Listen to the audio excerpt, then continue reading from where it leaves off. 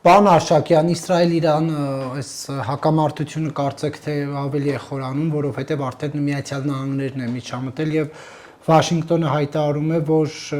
արդեն հարվածներ է հասցրել Իրանի միջուկային օբյեկտներին։ Թրամփը նշել է, որ ռազմաօդային ուժերը հաջողությամբ ռմբակոծել են Իրանի միջուկային ծրագրի 3 հիմնական օբյեկտները։ Սա ինչի է հանգեցնելու այս հակամարտությունը։ Կամ արագ հանգուցալուծման շատ հնարավոր է, որ Իրանը դադարեցնի իր միջուկային զենք ունենալու այդ ծրագիրը եւ հնարավոր է, որ չանի ու թեժանա իսկապես հասնի նրան վիճակը, որ Իրանում սկսվի քաղաքացիական պատերազմ, Իրանի իրաքացում կամ լիբիացում շատ հնարավոր է, որ եթե Իրանը ճիշտ ժամանակին չդադարեցնի իր ծրագրերը, միջուկային ծրագրերը, ուրեմն մենք գործ կունենանք մեր հարևանությամբ կլինի մի նոր Իրաք, մի նոր Լիբիա։ Ուրեմն դրան պետք է մենք պատրաստվենք, այսինքն անկախ նրանից այնտեղ ինչ կլինի, մենք պետք է պատրաստ լինենք, այ մեր ենթակառուցվածքները, մեր անվտանգության համակարգը, ամեն ինչ պետք է մենք արդեն պատրաստենք որպես հումանիտար կայան, այսպես ասենք, մեր երկիրը դառնալու է հումանիտար օգնության համար իրանցիների, պարսիկների, թուրքերի, արաբների, Իրանում բնակվող բելուջիների, թուրքմենների, ես չգիտեմ, նրանց բոլորի համար, բոլոր փախստականների համար դառնա տանելի միջավայր եւ տարանցիկ միջավայր։ Այ մեր երկրի խնդիրը հիմա դա է։ Եթե կդադարի, միևնույն է, հենց որ հիմա էլ դադարեց, միևնույն է, արտահոս կլինելու է Հայաստանը դառնալու է այդ միջանցքը, չարաբաստիկ տերմինը օգտագործեմ, որով որ Իրանի քաղաքացիները տարբեր պատճառներով հեռանալու են Իրանից, մեր ճանապարհով, մեր միջանցքով։ Մենք պետք է դրան պատրաստվենք եւ արդեն դիմենք մարդասիրական կազմակերպություններին համաշխարհային, այդ Եվրոմիությանը, Ամերիկայի Միացյալ Նահանգներին, որպեսզի իրենք հատուկ ռեսուրսներ հատկացնեն մեր երկրին, որտեղ մեր երկիրը ի վիճակի չի ինքնուրույն ապահովել մեր երկրի անվտանգությունը, մեր քաղաքացիների սանիտարահիգիենիկ վիճակը եւ հարկադրական հյուրերի, փախստականների։ Մենք պետք է օգնության համար արդեն դիմենք աշխարհին, պատրաստվենք դրան։ Իսկ ինչ կլինի արաբական աշխարհը, ինչպես կվարվի, թուրքական աշխարհը, ինչպես կվարվի, Ամերիկայի Միացյալ Նահանգները, Իսրայելը, Պակիստանը, Իրանի հարևանները ինչ վարկագիծ կունենան, դրան մենք կարող ենք հետևել ուշադրությամբ, ուշով հետևենք, թե ինչ է կատարվում։ Բայց մնալով բարեկամ երկիր Իրանին։ Հիմա տեսեք, այս ամերիկյան հարվածներից հետո Թեհրանը նախ հայտարարում է, որ տեղափոխել էին իրենց մարտական նյութերը եւ այլն եւ ասում է, որ մենք նաեւ կհարվածենք տարածաշրջանում ամերիկյան բազաներին։ Սա ինչքանով է վտանգում այս մեր տարածաշրջանում կայունությունը։ Արդեն վտանգված է եւ այն կայունությունը, որը մենք պատկերացնում էինք, եթե դուք կարելի է կայուն համարել Սիրիայում, ինչ որ կատարվում է Սիրիայում, ինչ որ կատարվում է Իրաքում, Լիբանանում, Գազայում, եթե դա մենք համարենք կայուն վիճակ, ուրեմն ապակայունացումը ես չգիտեմ ինչպես պետք է լինի, բայց որ տեղաշարժ է լինելու, այսինքն Իրանը փոխելու է իր կարգավիճակը։ Ես ձեզ ասեմ մի տարօրինակ բան կա։ Հայաստանի Հանրապետությունը, Իրանի Իսլամական Հանրապետությունը եւ Իսրայելը այստեղ առանձինն են այս տարածաշրջանում։ Առանձին, ոչ թուրք ենք, ոչ արաբ ենք, ոչ Պակիստան ասենք, ոչ նույնիսկ պարսիկ էլ չենք։ Այսինքն շատ հետաքրքիր բան էր այդ երրյակը, երրանկյունին, որ կար Իսրայել, Պարսկաստան եւ Հայաստան, դա շատ հետաքրքիր դաշնակիցների, բնական դաշնակիցների երանգյունի էր, բայց հիմա այնպես ստացվեց, որ 1979 թվականի իսլամական հեղափոխությունից հետո Իրանը կտրուկ հեռացավ այդ երանգյունից, ինքը դարձավ որոշ իմաստով վտանգավոր պետություն։ Իրանը ինքը հենց հիմա վտանգավոր պետություն է իր ծրագրերով։ Իրանը իր ծրագրերով էքսպանսիայի ծրագիր ունի, մահմեդականությունը տարածել տարածաշրջանում առնվազն։ Այդ դա իրենց ծրագիրն է։ Իսլամական պետության հենց ծրագիրը դա է իսլամացնել հարևան երկրները։ Կոնկրետ մեր նկատմամբ դա չի նկատվում, բայց եթե իրենց ծրագիրը այդպեսին է, հենց որ հարմար առիթ լինի, հնարավորություն լինի, ուրեմն դա էլ կլինի։ Ես կարծում եմ, որ հենց 1979 թվականին այդ իսլամական հեղափոխությունը ապակայունացրեց տարածաշրջանը։ Ու չգիտեմ, ոչ ոք չգիտի, ինչ փոփոխություններ կլինեն, եթե գնում է աշխատում է այն ծրագիրը, որ վաղուց մշակվել էր, մշակողների կողմից, նրանք ովքեր որ դրանով գլոբալիստների կողմից ֆրագմենտացնել փոքր մեծ պետությունները, որևէ մեծ պետություն ըստ գլոբալիստների ծրագրի չպետք է ավելի ուժեղ լինի, քան թե իր մի քանի հարևանները միասին վերցրած։ Այդ իմաստով Իրանը շատ ավելի ուժեղ է, քան թե իր մի քանի հարևանները միասին վերցրած։ Օրինակ արաբական Պարսից ծոցի արաբական պետությունները, նրանք բոլորը միասին Իրանի դեմ չեն կարող կռվել, Իրանը ավելի ուժեղ է։ Հաջորդը Թուրքիան, մենակ Թուրքիան բոլոր իր հարևաններից ուժեղ է։ Այդպես չպետք է լինի, պետք է լինի հավասարակշռված, այսինքն պարիտետ կոչվածը պետք է լինի։ Հիմա այդպիսի ծրագիր կա, օրինակ Գերմանիայի, Բրիտանիայի, Ֆրանսիայի իմպերիաների լուծարումը, ապա գաղութացումը, գաղութներից հրաժարվելը, որպես նոմուշ վերցնենք։ Գերմանիան չպետք է ավելի ուժեղ լինի, քան թե իր հարևանները միասին վերցրած։ Այդ դա դեռ որպես նոմուշ ընդունենք։ Իրանը դատապարտված է թուլանալու։ Հաջորդը կլինեն երևի Պակիստանը կամ Թուրքիան, եթե վերցնենք մի քանի 100 տարվա պատմությունը։ Հնարավոր է, որ Իրանում իշխանություն փոխվի։ Շատ հնարավոր է։ Արդեն օբյեկտիվորեն սերունդը, նոր սերունդը, որը որ աճել է 40 տարեկանները, արդեն չեն, նրանք ուրիշ են։ Այն հեղափոխականների զավակներն են, որոնք հեղափոխական չեն։ Այդ իմաստով բնականորեն փոխվելու է։ Այդքան է տևում։ 50 տարի է ընդհանրապես հեղափոխականների թափը։ Հնարավոր է փոխվի, որովհետև դա ընդհանրապես միջնադարյան արժեքներով ապրող պետությունը ինչքան կդիմանա, մարդիկ ինչքան կարող են ապրել այդ օրենքներով, ինչքան կարելի է ապրել, օրինակ ասենք, դուք պատկերացրեք 150 կին մահվան է, կախաղան է հանվել հագուստի պատճառով, դրես կոդը խախտելու պատճառով այդքան կին Իրանում մահվան է դատապարտվել կախաղանի միջոցով։ Ոնց եք պատկերացնում դա, գլխաշոր չի կրել, կամ ոտքերը երևացել են, կամ ուսը երևացել է կնոջ փողոցում, հասարակական վայրում, կինը դրա համար մահվան է դատապարտվել։ Դա հիմա ընդունված բան է մեր մոտ։ Ես չեմ պատկերացնում մազերի պատճառով։ Կսպանեն, հա, հոգևոր առաջնորդին։ Դե պարտադիր չի սպանեն, ինքը մահամերձ է։ Փոփոխությունը շատ լավ կլինի, եթե դա լինի պերեստրոյկա, այսինքն բարեփոխումների ճանապարհով գնան, արդիականացնեն իրանական պետությունը, մինչև հեղափոխությունը իսլամական,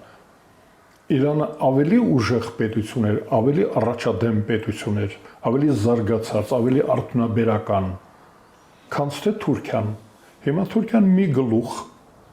բարձր է Իրանից այդ իմաստով, ավելի արդյունաբերական երկիր է, ավելի գիտական երկիր է, այսինքն գիտության վրա ավելի մեծ ուշադրություն է դարձվում, ավելի արդիական երկիր է հիմա Թուրքիան, քան թե Իրանը։ Այս 40 տարվա մեջ այդպիսի փոփոխություն է տեղի ունեցել։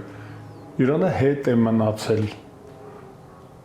Նա տեսեք հիմա ես կարծում եմ որ մեզ համար կապիտուլյացիայի կհասցնեն Իրանին։ կապիտուլյացիա չեն պահանջում ոչ ոք։ Կապիտուլյացիայի խնդիր չկա։ Նույնիսկ հիմա Ամերիկայի Միացյալ Նահանգները գլխավոր ոստիկանը նույնիսկ իշխանափոխություն չի պահանջում։ Նրանք ասում են ուզում եք այդպես էլ մնացեք։ Այսինքն հիմա Ամերիկայի Միացյալ Նահանգներն էլ հոգս ունեն, եթե Իրանը կազմաքանդվում է, օրինակ Ատրպատականը միանում է Թուրքիային կամ Թուրքմենիային կամ Ադրբեջանին,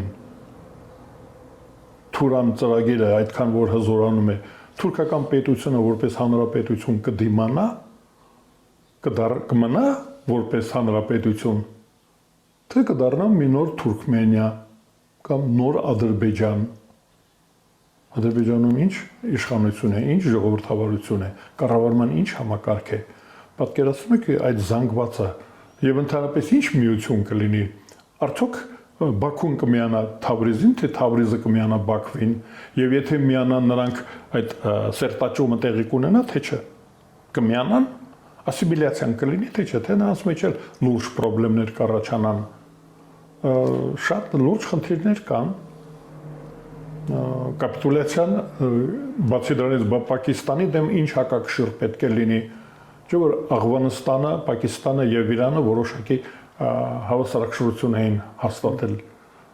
Հավասարակշռությունը նաեւ արաբական աշխարհի եւ Իրանի մեջ, արաբական աշխարհի,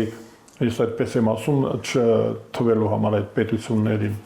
սկսած Թունիսից, Թունիս, Ալժիր, Լիբիա եւ այլն, դրանք որոնք իրենց արաբական պետություն են համարում, նրանք ինչ կարգավիճակ կստանան Թուրքիան, ինչ կարգավիճակ կստանա։ Ես կարծում եմ, որ աշխարհը մտածելու բան ունի արժի Իրանը դարձնել Լիբիա կամ Աֆղանստան։ Դրա համար ամերիկացիները իշխանափոխություն չեն պահանջում։ Իմիջիայլոց ամերիկացիները չէին պահանջում նաև սովետական միության լուծարումը։ Բայց նույնիսկ Ամերիկայի Միացյալ Նահանգների ցանկությունը բավարար չի։ Այնպես որ կյանքը իր օրենքներով է գնում, շատ հնարավոր է։ Մենք մեր խնդիրը Հայաստանի Հանրապետության խնդիրն է պատրաստ լինել տարբեր զարգացումների։ Եթե Իրանը քայքայվում է որպես պետություն, դրան պետք է մենք պատրաստ լինենք։ Եթե Իրանը պահպանվում է որպես միասնական պետություն, մենք դրան էլ պետք է պատրաստ լինենք։ Դա ինչ է, եթե քայքայվում է մեզ համար ինչ ռիսկեր են առաջանում։ Թուրան ծրագիրը վտանգավոր ծրագիր է դառնում։ Այսինքն մենք արդեն այն միջանցքը, որը այսօր մենք ունենք Իրանի հետ, Պարսկաստանի հետ, այդ միջանցքը փակվում է, որտեղ Մեղրիից դեպի հարավ նույնպես դառնում է Ադրբեջան կամ Թուրքիա։ Այսինքն մենք շրջափակվում ենք թուրքերով, թուրքական պետություններով կամ միասնական պետությունով, ինչ գիտենք, ինչ կլինի, ինչ ընթացք ստանա։ Եվ արդյոք դա չի խախտի մի ուրիշ հավասարակշռություն Ռուսաստան եւ Թուրքիա, մեծ Թուրքիա, Թուրան հարաբերությունները։ Դե Նիկոլ Փաշինյանն ասում է բանը, ուզում են մեր տարածքով գնան գան, իսկ մենք ասում ենք վայ, նրանց նպատակը Թուրանն է, ուզում են Հայաստանի տարածքով գնան գան, ասում է թող գնան գան, վատ է դա, մենք ենք առաջարկում ենք այդ նախագիծը, Զանգեզուրի միջանցք չի լինելու գնում գա։ Հիմա ինչ ենք մենք ասում վայ Թուրանը։ Ես գիտեք համաձայն եմ իր հետ, այդ վայի հետ համաձայն եմ։ Եթե Թուրան է լինում, թող մտածեն ռուսները, որ իրենց մրցակից իմպերիա է առաջանում, որ կուզենա տիրել Սիբիրի, հեռավոր արևելքի, Ուրալի հարստություններին։ Եվ ընդհանրապես մրցակից Ռուսաստանի դառնում է Թուրանը։ Թող դրա մասին մտածեն Պակիստանում, թող դրա մասին մտածեն Չինաստանում, թող դրա մասին մտածեն արաբները։ Այդ մեծ Թուրանով մեր հոգսը չի, թող Ամերիկայի Միացյալ Նահանգները դրանով մտածեն։ Ճիշտ այնպես ինչպես այդ Մեղրի միջանցքի համար ես միշտ ասել եմ, հանգիստ մենք կարող ենք հանգիստ դրան նայել, թող Իրանը մտահոգվի, թող Իրանը պայքարի, որպեսզի Մեղրին մնա Հայաստանին։ Դա Իրանի համար է։ Դա Իրանի ճանապարհն է։ Այնպես չի, որ մենք հիմա մտահոգված ենք, որ հանկարծ Թուրանը ձևավորվեց, մենք ինչ ենք անելու։ Մենք մեր գլխի ճառը կտեսնենք։ Ես իմիջիալից ասեմ, որ այդ հանդիպումը Էրդողանի հետ շատ լուրջ խորհրդանշան ուներ։ Դա Անկարայում տեղի չունեցավ։ Դա տեղի ունեցավ Օսմանյան կայսրության մայրաքաղաքում։ Իսկ Օսմանյան կայսրությունում հայերը ունեցել են հատուկ կարգավիճակ, ու այդ պալատը, որտեղ որ հանդիպեցին, դա էլ հատուկ խորհրդանշան էր։ Ուզում ասել, որ թող մտածեն պարսիկները, թող մտածեն հույները, թող ռուսները մտածեն, Թուրանը որ բայց եղավ։ ասում են նույնիսկ հարկ չհամարեց Փաշինյանին մայրաքաղաքում ընդունել։ Չէ, դա ուրիշ խորհրդան, որ մենք երիտ թուրքերից առանձնացավ։ Դա խորհրդանշական էր։ Գենոցիդի վրա աչքերը փակեցին, ասեցին այն ժամանակ, երբ որ հայկական համայնքը, հայ հպատակները սուլթանի հավատարիմ հպատակներն էին, արտոնյալ հպատակները, վերադառնանք այդ ժամանակներին, ես այդ խորհրդանշանն եմ տեսնում։ Ճիշտ այնպես, ինչպես հենց նոր մենք վայ Թուրան ենք ասում,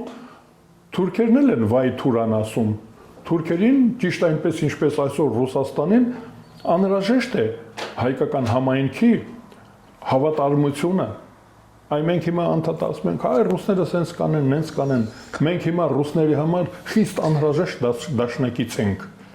Այդ հանդիպման արարողակարգի հետ կապված այսպես մեկնաբանություններ կան, ասում են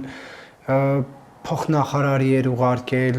կարմիր գորգ չէր փռել Փաշինյանի առաջ։ Չողջագուրվեցին,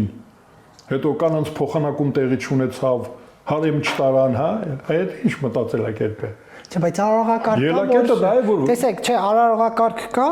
որ պետք է պահել։ Հիմա դուք ասում եք հարեմ չտարան, հիմա Թուրքիայի արարողակարգում պաշտոնյաների աղջիկներ չնվիրեցին էլի, հարեմ տանելու բան չկա գրված, բայց կա հատուկ բան, չէ, ֆիքսված արարողակարգ։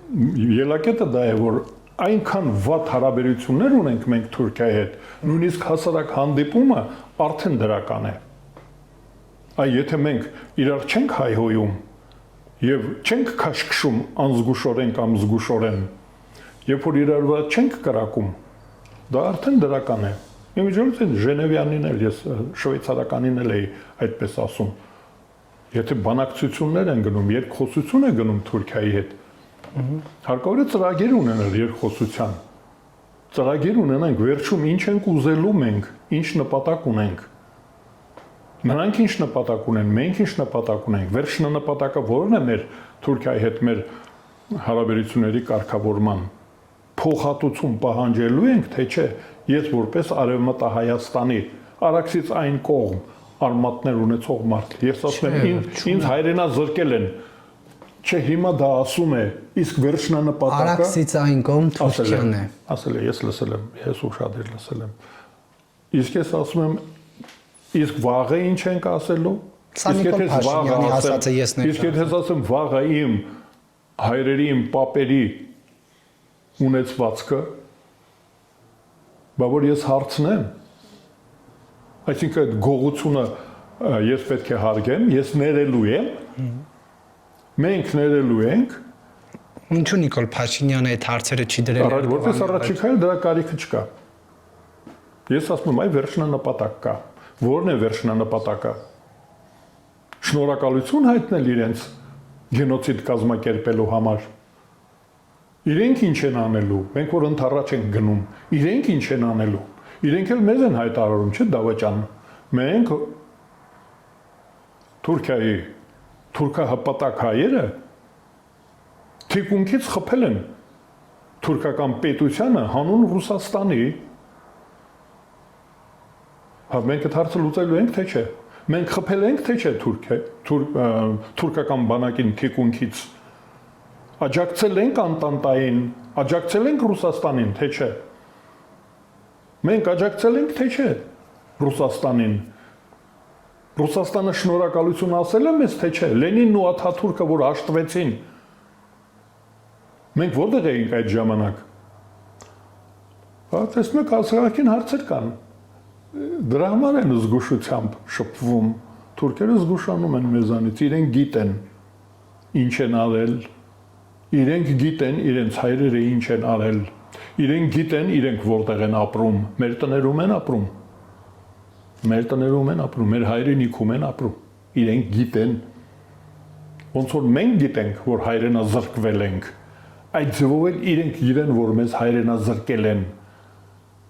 Ես ասեմ, ընդհանրապես ես միշտ դրա կողմից եմ, հենց որ հարմար առիթ եղավ, իմ նմանները կլինեն ու կասեն, դե հիմա տեսեք մենք ինչ ենք անում։ Ինչ ենք անելու։ Ինչ որ ուզենանք։ Ուժներս որ պատի, ինչքան ուժներս պատի, այդքան էլ Դե քանի տարի է անցել ուժներս հələ 600 տարի անցել էր հայկական պետություն ստեղծվեց։ Այ ես պատկերացնում եմ Կիլիկիայում հայ մեր երկու հոգի եղել են, չէ՞։ Սրանից 600 տարի առաջ Կիլիկիայում երկու հայ զրուցել են, չէ՞։ Երկիրը կործանվում է։ Ինչ ենք անելու։ Այն նրանք հիաստերովին երկու հոգի ոնց որ մենք երկուսով ասել են, հա մի օր կլինի հայկական պետություն ու այն ժամանակ մենք Շուշին կազատագրենք։ Ու մենք ազատագրեցինք Շուշին։ Արցախը ազատագրեցինք, եղավ միացում։ Նախադեպը կա, Կիլիկիան եղել է։ Կիլիկիա պետություն։ Բայց ընդհանուր էս այցի արդյունքը ո՞րն էր։ Թուրքիա կատարած այցի արդյունքը։ Դրանից առաջ մի ուրիշ բան կար։ Նիկոլ Փաշինյանը հայտարարեց, ասաց, որ ես 2018 թվականին, երբ պաշտոնս զբաղեցրեցի, ես զբաղեցրեցի ֆորպոստի հերթապահի պաշտոնը, այսինքն ես ռուսական գուբերնիայի պաշտոնյա էի, այսինքն դրածո էի ռուսական։ Այ հիմա 2025 թվականին ես այլևս դրածո չեմ։ Ես այլևս ֆորպոստի ղեկավարը չեմ, պոստավոյը չեմ նրանց։ Ես իմ հայրենիքի վարչապետն եմ։ Չէ՞, մի շաբաթ առաջ է ասել։ Դա շատ լուրջ բան է, եթե ինքը նոր գոնե նոր իմացավ, չէ՞, իմացավ, որ ինքը այս երկրի, մեր երկրի ղեկավարն է, ուրեմն մեր երկրի շահերը պետք է պաշտպանի։ 2018 թվականին ինքը հայտարարեց, ասեց, ես պաշտպանելու եմ ֆորպոստի շահերը։ Ես հավատարիմ եմ մնալու Ռոբերտ Քոչարյանի, Սերժ Սարգսյանի, Աստաֆյևի, Նազարբեկյանի եւ այլն, ովքեր են եղել ռուսական իմպերիայի դրածոները Հայաստանում։ Ասեց, ես նրանց իրավահաջորդն եմ։ 18 թվականին ինքը ասեց, այո, ես հավատարիմ եմ Եվրազիական միությանը, ՕԴԿԲ-ին, ՍՍՍՌ-ին, ՍՆԳ-ին։ Հիմա ասում է, չէ։ Չէ, ասում է, ես հիմա Հայաստանի Հանրապետության ղեկավարն եմ։ Այդ դրանից էլ բխում են հաջորդ քայլերը։ Նպատակը դա էր, այդ Թուրքիա գնալու նպատակը դա էր, գնացել էր որպես ոչ թե ֆորպոստի պոստավոյ դրածո գուբերնատոր, այլ որպես Հայաստանի Հանրապետության ղեկավար։ Դրանից էլ արդեն կբխեն հաջորդ քայլերը։ Տեսնենք հետո ինչ պետք է անի։ Այսինքն հիմա Հայաստան-Թուրքիա հարաբերություններին այլևս երրորդ մեկի անհրաժեշտությունը չկա։ Կա, մենք չենք կարող հրաժարվել մեր դաշնակիցներից ու ընդհանրապես մեր պետության գոյությունը, որքան էլ դա ցավալի է, դա հենց Իրանի եւ Թուրանի թիկունքում դաշնակից ունենալու օբյեկտիվ պահանջն է։ Անտանտան պնդեց, անտատան ստիպեց Թուրքիային եւ Ռուսաստանին Իրանին, ստիպեց, որպեսզի նրանք ճանաչեն հայկական պետության գոյությունը որպես դաշնակից։ Վերջին հաշվով հայկական պետությունը երբ հռչակվեց 18 թվականին հռչակվեց որպես անտանտայի, այսինքն Օսմանյան Թուրքիայի հակառակորդի եւ դասալիկ Ռուսաստանի հակառակորդի, դասալիկ Ռուսաստանի Բրեստ-Լիտովսկից հետո դասալիկ Ռուսաստանի հակառակորդ պետություն, այսինքն հայկական պետությունը հենց դրա համար է ծնվել։ Անտանտան ծնել է հայկական պետությունը, Հայաստանի Հանրապետությունը, հետո սովետական Հայաստանը։ Սովետական իշխանությունը հայկական այդ տարածքը 30,000 քառակուսի կիլոմետրը հայկական հայտարարեց, ելնելով Անտանտայի պնդումներից։ Անտանտան էր պահանջում, որ սովետական միությունը չլուծարի հայկական պետությունը ամբողջությամբ։ Հիմա Ռուսաստանը մեզ այլևս պետք է Շատ է Թուրքիայի հետ հարաբերությունները կարգավորելու հարցում։ բոլորն էլ պետք են։ Ես կարծում եմ, որ Միավորված ազգերի կազմակերպության անվտանգության խորհրդի մշտական անդամ պետությունները պետք են։ Իսկ Էրդողանը ուղերձ չէր այդպիսով նաև Ռուսաստանին, հողում որ ես կարող եմ առանձին էլ խոսել Հայաստանի հետ։ Չէ, Ռուսաստանը ինքն է հրաժարվել Հայաստանի սպոնսորը լինելուց, Հայաստանի անվտանգության երաշխավորում հրաժարվել է։ Թուրքիան ինքնուրույն Ռուսաստանին հակառակ Հայաստանի հետ հարաբերություններ չէր սկսի։ Թուրքիան ավելի հավատարիմ է ռուս-թուրքական հարաբերություններին, քան թե Ռուսաստանը։ Թուրքիան չի խախտում պայմանները, պայմանավորվածությունները Ռուսաստանի հետ։ Ռուսաստանը Հայաստանից հեռացել է։ Թույլ է տվել, որ Թուրքիան բանակ մտցնի ռուսական ազդեցության տարածք, օրինակ Աղդամ։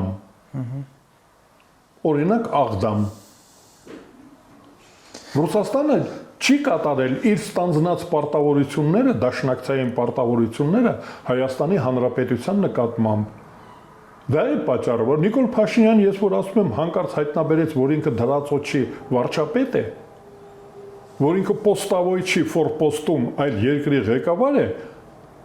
դա ինքը հայտնաբերել է դա, երբ որ ռուսները գնացել են, երբ որ իրեն լքել են ռուսները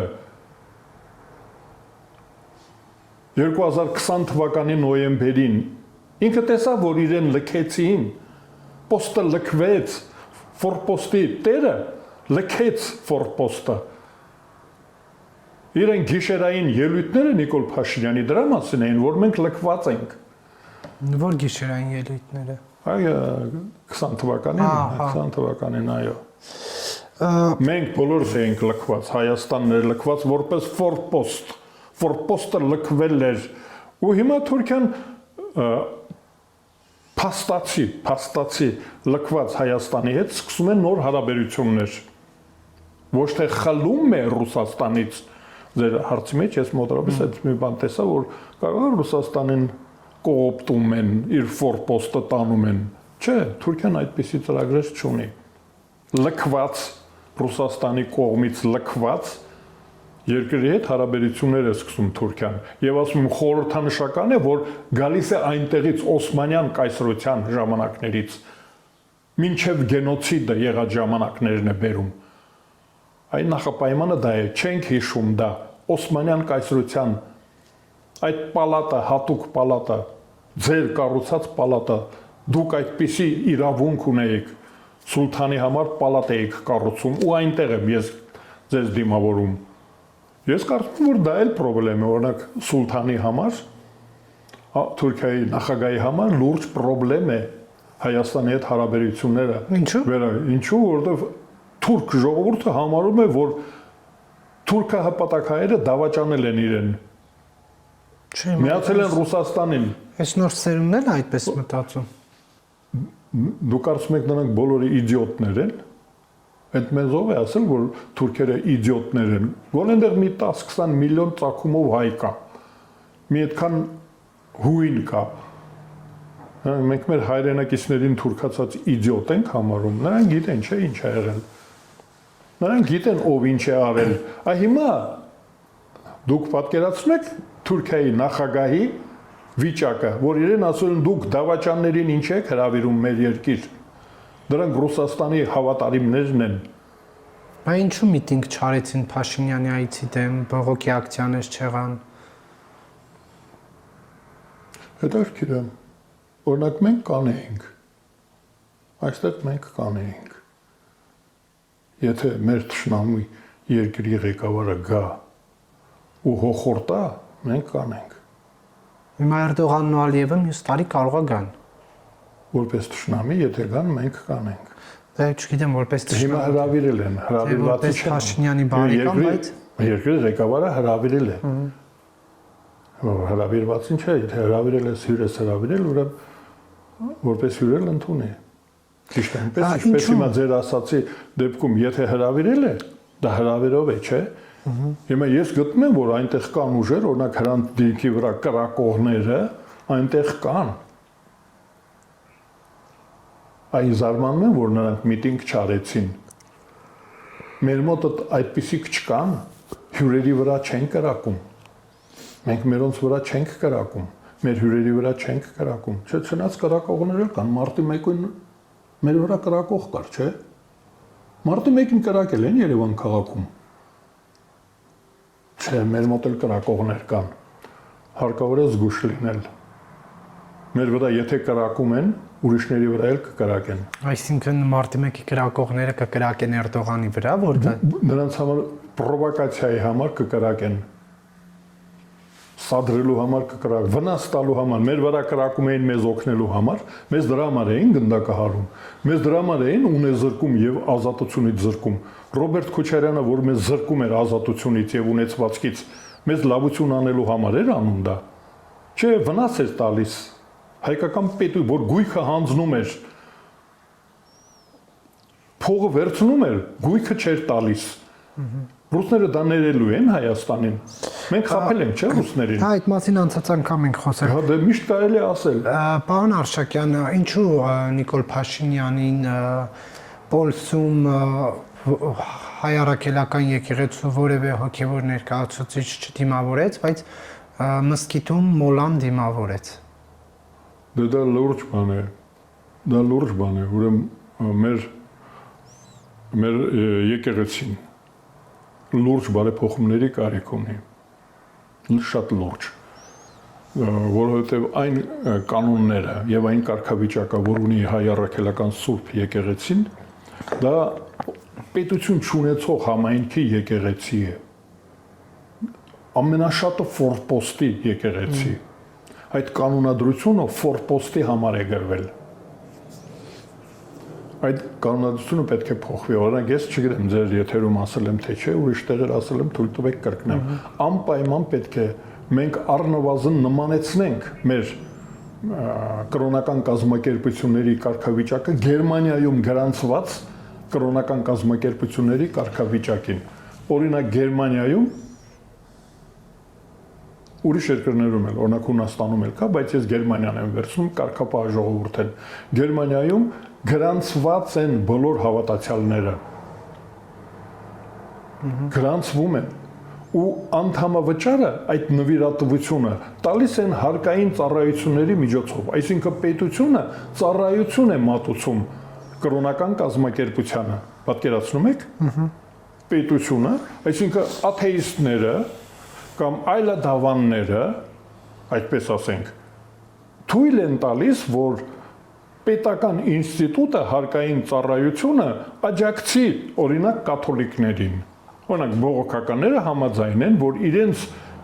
հարկերի հաշվին ապրող հարկային ծառայությունը աջակցություն ցույց տա կաթոլիկներին, այսինքն անդամավճարը, այնտեղ անդամավճար է։ Բոլոր նրանք, ովքեր որ մկրտությունը ստանում են, գրանցվում են այ երեխան։ Հենց որ բայց դա ինչ կապ ունի նրա այդ որ Նիկոլ Փաշինյանը հիմա տեսեք, մենք պետք է փաթեթով համալիր խնդիրը։ Մենք ազգային ժողովում ունենք մի հատ խորթվիլակ։ Խորթվիլակը գիտեք որն է? Խրթվիլակ։ Հանձնաժողով կոչվում է պետաիրավական։ Դա խրթվիլակ է, այդ հանձնաժողովը, դա իր գործն է։ Հիմա մենք ինչ որ քննարկում ենք, այդ իր գործն է։ Ուրեմն պետք է օրենք ընդունվի։ Այդ օրենքով պետք է գրանցվող կրոնական կազմակերպությունը իր անդամներին գրանցի ու հոգևորականի արժանապատվությունը բարձր պահելու համար, տեսեք ես ուր եմ տանում, հոգևորականին մենք չպետք է պահենք ողորմությունով, հոգևորականը պետք է արժանապատիվ վարձատրություն ստանա, ապրելակերպը նրա սոցիալական ապահովությունը պետք է բարձր լինի, դրա համար մենք կհավաքենք ճիշտ այնքան փող, ինչքան որ անդամավճար ենք տալիս, դա կգնա կբաժանվի ու թափանցիկություն կլինի։ Այդ օրենքը ապահովում է թափանցիկություն։ Հիմա մենք քանի 10 միլիոն հավատացյալ ունի մեր եկեղեցին, մինուս մի քանի հազար այլադավան։ Չէ, այդքան չունի, այդ դրա համար ասում եմ, թող գրանցվեն առնվազն Հայաստանի Հանրապետությունում եւ ռոճիկ ստանան հոգեվորականները։ Երկրորդը ես ասում եմ, որ ժամանակն է, որ կուսակրոնությունը պարտադիր չլինի։ Ես երկու պետական եւ հասարակական ինստիտուտ հոգեվորականները եւ բանակը համարում են, որ պետք է լինեն պրեստիժնի։ Տեսեք ինչ բառ եմ օգտագործում ֆորպոստի համար, ֆորպոստականները որ հասկանան, զինվորական ծառայությունը պետք է պատվավոր ծառայություն լինի, որպեսզի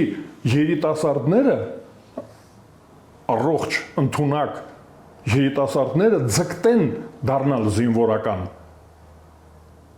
Դա անպայման ուզենան զինվորական դառնալ, որպեսզի երիտասարդ, առողջ, բանիմաց երիտասարդը դառնա հոգևորական։ Հիմա իմ հարցն այն մասն է, որ պատրիարքարանը դուրը գոցել է Նիկոլ Փաշինյանի դեմ։ Ես հիմա դա եմ ասում, այսինքն նշանակում է սելեկցիա է տեղի ունենում։ Մեր մոտ հոգևորականներ ընտրվել են ոչ ամենալավերը։ Մարդը եթե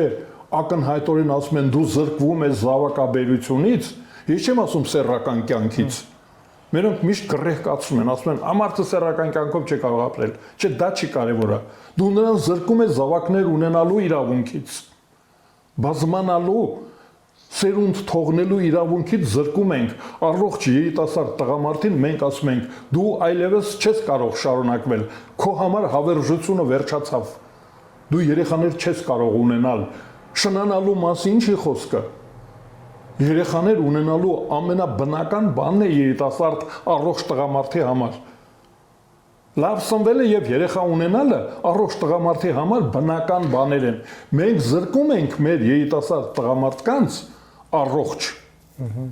ազնիվ, գործունյա, զրկում ենք հոգեվորական դառնալու ցանկությունից։ Եթե նա մտածում է, որ չի, ես տեսեք ասում եմ, հանում եմ սեքսուալ բաժինը, երեխա չի կարող ունենալ, ընտանիք չի կարող ունենալ։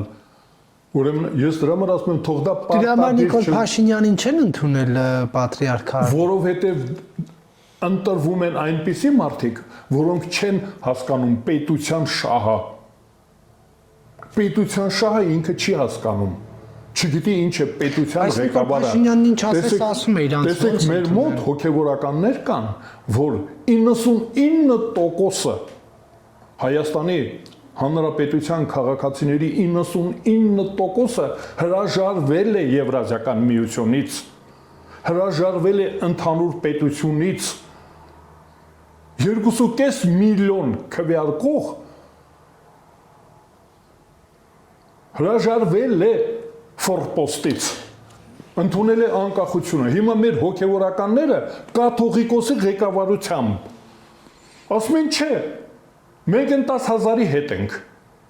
մենք ուզում ենք լինել ֆորպոստ, մենք ուզում ենք լինել գաղութ, մենք ուզում ենք լինել անլիարժեք քաղաքացի, մենք կրտսեր ենք ուզում լինել, մենք հալածված ենք ուզում լինել։ Այ հոգևորականները, նրանք ովքեր որ կանգնած են հիմա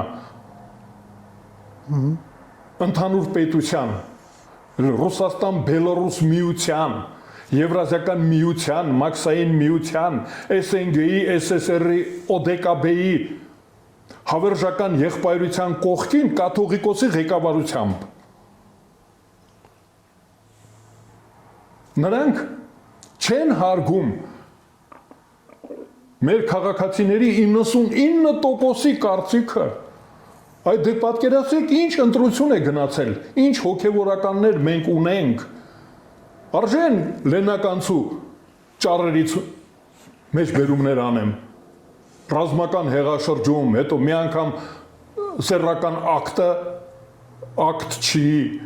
այդ ինչեր են խոսում, բա դա մակարդակ է, բա դա արքեպիսկոպոսի խոսք է, բա դա արքեպիսկոպոսի, դա ամենաբարձր մակարդակն է հոգևորականի, բա քաղաքացիական կռիվ հրահրես դու, տեսեք դրա համար եմ ասում, ուրեմն լավ չի, լավերը չեն գնում, մնացորդն է գնում հոգևորական դառնում, մնացորդը, որ չի կարողանում բժիշկ դառնալ, մարդը չի կարող բժիշկ դառնալ, բավարար ինտելեկտ չունի բժիշկ դառնալու համար, ֆիզմատ չի կարող ընդունվել համալսարանի, բավարար ինտելեկտ չունի, պոլիտեխնիկ չի կարող ընդունվել, իրավաբան ու տնտեսագետ չի կարող դառնալ, գնում դառնում է տերտեր։ Այդ դրա համար չեն գնում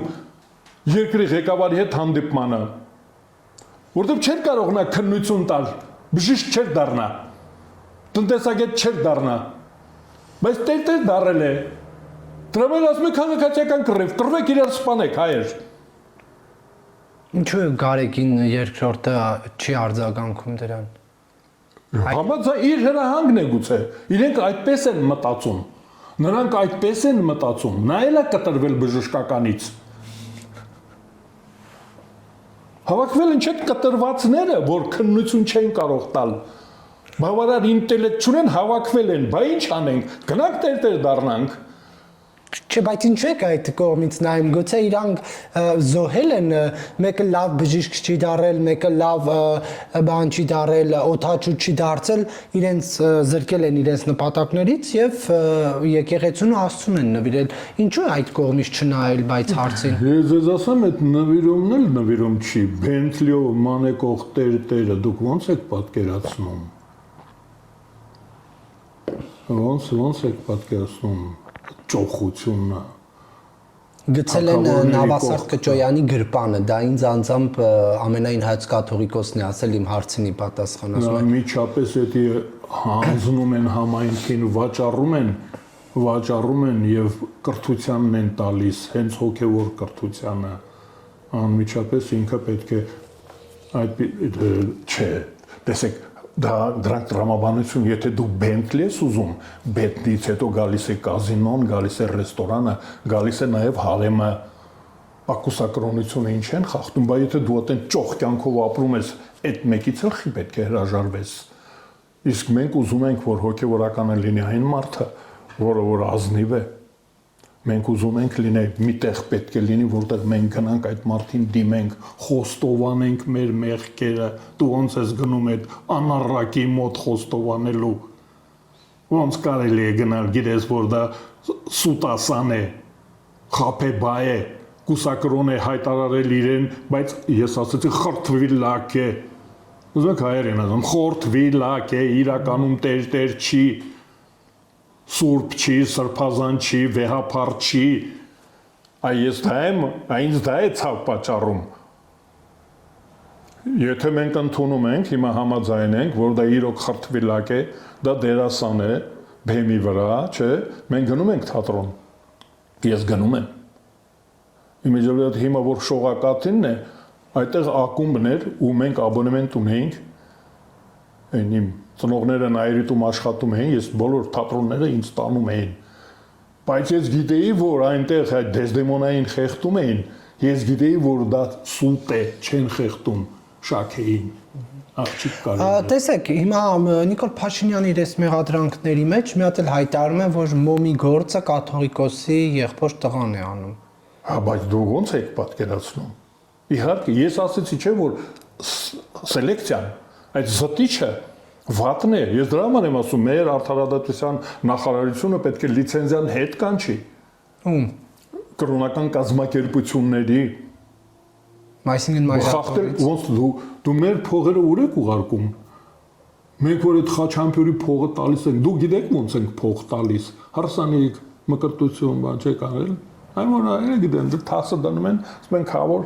հարմես 5000 է տալի, ասում են քավոր։ 50,000 է քոնը։ Այն պատահաբար խմբին միացած մարդիկ 1000 են տալիս։ Տղամարդիկ 5000, կանայք 2000։ Դա էդի շնորհք է։ Դա ինչ բան է։ Իրեն, գիտենք որ իրեն ենք տալիս, իր ընտանիքին ենք տալիս։ Այդ մոմերի փողը, ես ասում եմ պետք է անպայման թափանցիկ լինի։ Ազնիվ հոգևորականներին եմ ես պաշտպանում։ Ազնիվ հոգևորականը ինչ անի։ Այդ դրանց մեջ ինչ անի հոգևորականը, իսկապես հոգևորականը։ Այդ ձեր ասած այ որ մարդը հենց նվիրում է իր կյանքը մեզ, հավատացյալներին, կապն է ապահովում Աստծու հետ, մեզ սովորեցնում է,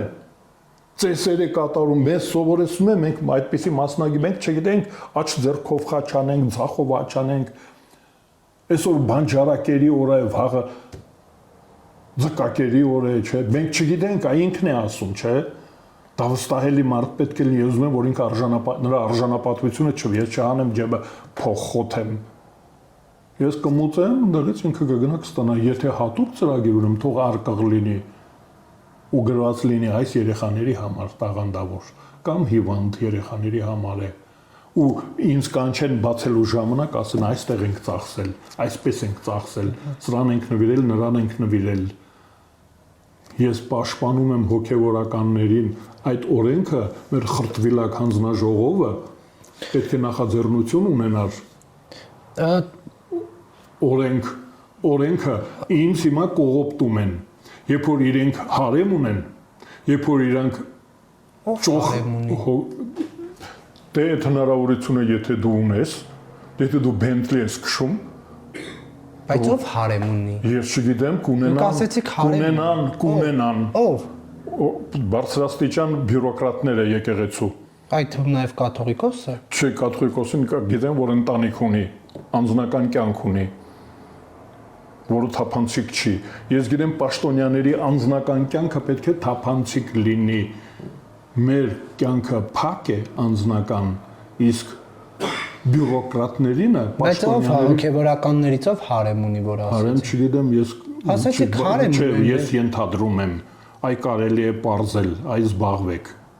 հետաքննեք, տեսեք, ոնց կարող է չունենա։ Այ ես մտածում եմ, բա որ դու Bentley ես քշում, բա մի աղջիկ է քեզ հերիքա։ Ճոյանին նկատի ունեք։ Չէ, էլի այդ մենակ ինքն է, ինչ։ Ինքն է ամենակ Bentley-ը։ Չէ, դա այդ պայմանական է, կարող եք մեկին էլ Mercedes-ը հիմա, Range Rover-ը, ես չգիտեմ։ Դա շակերտի մեջ եմ ես դա վերցնում Bentley-ին։ Եկեղեցունով պաշտպանում է իշխանությունը թիրախավորում է 20 Կարապետյանին։ Դուք Եկեղեցուն չի պաշտպանում Սամվել Կարապետյանը։ Սամվել Կարապետյանը պետությանն է խոցում։ Ես ասեցի 99%-ը ինքն էլ շատ հնարավոր է որ այն ժամանակ Սամվել Կարապետյանը Հայաստանի սովետական Հայաստանի քաղաքացի էր, կարող է ինքն էլ անկախության օգտին քվեարկել։ Չէ, բայց իր այս հայտարարությունը ինչի մասին էր։ Ֆորպոստի մասին էր, Եվրազիական միության մասին էր։ Եթե դու գնում կանգնում ես ոնց էր Կտրիչ Շինշյան էր Ներսիսյանի կողքին, որը կանգնել է Ռոբերտ Քոչարյանի ու Սերժ Սարգսյանի կողքին։ Դու նշանակում է 13 թվականի սեպտեմբերի 3-ի պետության ուրացման կողքին ես կանգնում։ Մենք տրամաբանություն ունենք թե չունենք, ես չգիտեմ, այսինքն դա տարական բան չի, եթե դու պաշտպանում ես Ռոբերտ Քոչարյանին, դու պաշտպանում ես գույք պարտքի դիմացը։ Դու պաշտպանում ես ընդհանուր պետությունը։ Սամվել Կարապետյանը գնացել կանգնել է Ռոբերտ Քոչարյանի եւ Կտրիչ Ներսիսյանի կողքին։ Ես ասում եմ հնարավոր է որ ինքը քվեարկել է Հայաստանի անկախության օգտին։ Բայց նա ասում է, եթե քաղաքգործիչները չկարողանան այս հարցը լուծել, մենք մեր ձևով կմասնակցենք։ Հա։ Դե իրենց ձևը ո՞րն է Ռոբերտ Քոչարյանի ձևով։ Ո՞րն է դա։ Մարտի 1-ին հանեցին, կրակեցին։ Գնդակահարությունով, եթե դու գնում ես կանգնում ես Ռոբերտ Քոչարյանի կողքին, դու դառնում ես գույք պարտքի դիմացի Կարապետյանն ասում էր, որ իր ասածի ենթատեքստը զենքի գործադրումն էր։ Չէ, ես ասում եմ, դու գնացել կանգնել ես Ռոբերտի կողքին, կանգնել ես Սերժի կողքին, Կտրիչի կողքին։ Ու ասում ես մենք մեր ձևով։ Ես ասում եմ, ձեր ձևը վեհապարի կողմից, կուսակրոնությունը խախտելն է։ Կուսակրոնությունը դատարկ բան է, սեռական կյանքի մասին չի։ Չէ, բայց նա ոչ Քոչարյանի կողքն էր, ոչ Սերժ Սարգսյանի, ոչ էլ ձեր ասած Կտրիչ Ներսիսյանի։ Նա Մայրաթորի ֆոնին ասում է, որ եկեղեցին պաշտպանելու եմ։ Եկեղեցին ես եմ, դուք եք։ Եկեղեցին ինքն է։ Եկեղեցին բյուրոկրատը չի։ Եկեղեցին մենք ենք։ Եկեղեցին հայ հավատացյալներն են Հայաստանի, Հայաստանյայի ծառայելական սուրբ եկեղեցի։ Լավ, դուք ինչ եք կարծում։ Դու ինքը գնում ես դրանց կողքն է կանգնում։ Ես հարգել եմ, մենք ծանոթներ ենք, այդ աղբոր հետ էլ պատգամավոր եմ եղել Կարենի հետ։ Մենք շփվել ենք։ Ես լավ կարծիք եմ ունեցել։ Իսկապես համարել եմ, որ ֆիլանտրոպ է։ Ես համարել եմ, որ Սամվել Կարապետյանը մեր այս բուրժուաների մեջ ֆիլանտրոպ է։ Առևտուրչյանում էլ եմ, որ ավտոյի բանալին ցույց է տալիս սպորտսմենների ջեբնա դնում, չէ։ Ես հարցնում եմ, որ բայց դու գնացիր կանգնեցիր Ռոբերտի կողքին։ Գնացիր Երևանում մարդ գնդակահարող մարդկանց կողքը կանգնեցիր։ Այդ դրա մասին է խոսքը։ Դու դրանց կողքին չես կանգնում, հառավոր գործը գնա քո գործը արա, հարգում պատվում ենք քեզ։ Լավ ստացվում է քո մոտ բիզնեսը, ինչ գործ ունես այդտեղ դու։ Մարդասպանի կողքին գնում կանգնում ես, ասում ես մենք մեր ձևերով կանենք։ Ես հասկանում եմ, մենք մեր ձևով նշանակում է մարտի 1-ը կրկնել։ Մի անգամ արել են իրենք մարտի 1-ին։ Այ ես որ դուք ասում եք, ինչ գիտեք մարտի 1, դե մի անգամ արել են։ Երկրորդ անգամ արել են, երրորդ անգամ արել են։ Ընտրությունները կեղծել են, չէ՞։ Իշխանությունը զավթել են, որ ասում են մենք մեր ձևով կհեռացվենք։ Մենք մեր ձևով իշխանություն կձև, տենց ասել, չէ՞։ Մենք մեր ձևով կմասնակցենք։ Կմասնակցենք, այսինքն մենք մեր ձևով իշխանություն կձևավորենք։ Այդ ձևով ես գիտեմ։ Ամենավերջը մարտի 1-ը։ Իսկ մնացած բոլոր ընտրությունները կեղծիքով են եղել։ Ընտրակեղծիքով, այսինքն ընտրություններ, Բայց հետո նրա փաստաբանն ասաց, որ Սամվել Կարապետյանի միակ նպատակը եկեղեցուն եւ պետությանը հաշտեցնելն էր։ Եկեղեցուն ոչ ոք իրավունք չունի հաշտեցնելու, դա էլ արդեն չափազանցություն է։ Փող ես աշխատում, աշխատի աղբեր ջան։ Համ դու վայելի, համ էլ նվերներ տուր։ Քո գործը դա է։ Թող Գուրգեն Սիմոնյանն էլ դա անի, Արիկ Քոչինյանը քաղաքականությունով զբաղվի, Տիգրան Խզմալյանը թողեք թող զբաղվի։ Չէ, բայց եկեղեցուն ոնց կարաս հաշտեցնես։ պետության հետ։ Ոնց հաշտեցնես եկեղեցուն, դու ով ես։ Դու ինչ մանդատ ունես, դու ով ես որ փող ես աշխատել նշանակում է դու ամեն ինչ կարող ես։ Էս ստացվել է փող աշխատել, մեկն է լավ բժիշկ է։ Դե հեղինակություն չունի։ Հեղինակություն Տիգրան Մանսուրյանն է։ Լավ երաժիշտ է, բարի մարդ է։ Լավ երաժիշտ է։ Հեղինակություն են վանը, ծանրամարտիկներն են, լավ ծանրամարտիկ են, լավ էլ բարձրացնում են։ Մեր շախմատիստներն են հեղինակություն։ Թող գան հաշտեցին, բայց դու ո՞նց ես հաշտեցնում։ Անառակություն են անում, ինչ ես հաշտեցնում։ Հանցագործին դու հաշտեցնում ես տուժածի հետ։ Պետք է պատժես։ Այ գալիս է մենք հիմա ասում ենք պատժեք, մեզ ինչ են կողոպտել, մեր մոմերի փողը, ինչ եք իրենց ընտանիքի մեջ բաժանում։ Ես կարող եմ խանութից մոմ տանել, բայց եկեղեցուց եմ մոմ առնում, գիտեմ, որ դա հանգանակություն է։ Կոռուպցիա է դա։ Փոխկապակցվածությունը այնտեղ էլ է աշխատում։ Փոխկապակցվածության խնդիրը կա, չէ՞։ Այդ ձեր ընտանիքի մեջ բաժանել եք։ Դա ո՞նց ստացվեց, ամենատաղանդավոր արքեպիսկոպոսը քո աղբերը դուրս եկավ։ Գարեգին երկրորդն ասում է, Որին ճանաչում եմ իդեպ։ Դա էլ մի բան է։ Հա անտե ամենտեղ վկա եմ։ Նրանց էլ եմ ճանաչում։ Դրանց էլ ինչն է խնդիրը, որ երկու եղբայր հոգևորական են։ խնդիր կա։ Փոխկապակցվածության հարազատները իրար օգնում են։ Մրցակցությունից դուրս են գալիս, արտոնյալ են դառնում։ Արդարացի չի լինում մրցակցությունը։ Մանավանդ տեսնում ենք արդյունքները, որ գնում կանգնում են հանցագործների կողքին։ Դա նշանակում է մեծամտածել են։ Դու ինչ ես գնում հանցագործի կողքին կանգնում։ Մեր վրա կրակող մարդկանց կողքին ինչ ես գնում կանգնում։ Ո՞վ է գնացել կանգնել։ Վեհափառը, կտրիչը։ Ինչ ես կանգնում դրանց կողքին։ Ինչ ես շքերթների ժամանակ նրանց կողքը գնում կանգնում։ Դու ինչ գործ ունես նրանց կողքը։ Դու մերն ես, չէ՞։ Գալիս են քո մոտ, ձեռքդ համբուրում ենք։ Նվերներ ենք տալիս, ինչ ես գնում դրանց կողքը կանգնում։ Այդ դա եմ ես ասում, ում կողքն ես կանգնում։ Հայկական պետությունը լիկվիդացողների կողքը։ Գարեգին երկրորդը հայտարարում է, որ այնինչ անում է իշխանությունը դա հակաեկեղեցական արշավ է, որը լրջագույն հարված է հայոց պետականության, այսինքն վտանգ։ Այսինքն ուրեմն սեպտեմբերի 3-ին 13 թվականի հայկական պետությունը լուծարելու, դրանից հետո ազգային ժողովում քվեարկելը պետության դեմ, պետությունը լուծարելու մասին քվեարկություն անցկացնելը պետականամետ է, հա? Իսկ հայտարարելը, որ ես այսուհետև ֆորպոստի ղեկավարը չեմ, պետության ղեկավար եմ, դա հակապետական է, հա? Որ պետությունը։ Չէ, նա ասում է բայց ինքը ասել է, որ պետությունը։ կարող է այն պետությունը, որ ինքը նկատի ունի, այդ մեր պետությունը չի։ Ոնց է ասել, նորից լավ ասել։ Հայտարարել է, որ հակաեկեղեցական արշավը լրջագույն հարված է հայոց պետականության։ Հայոց, հա։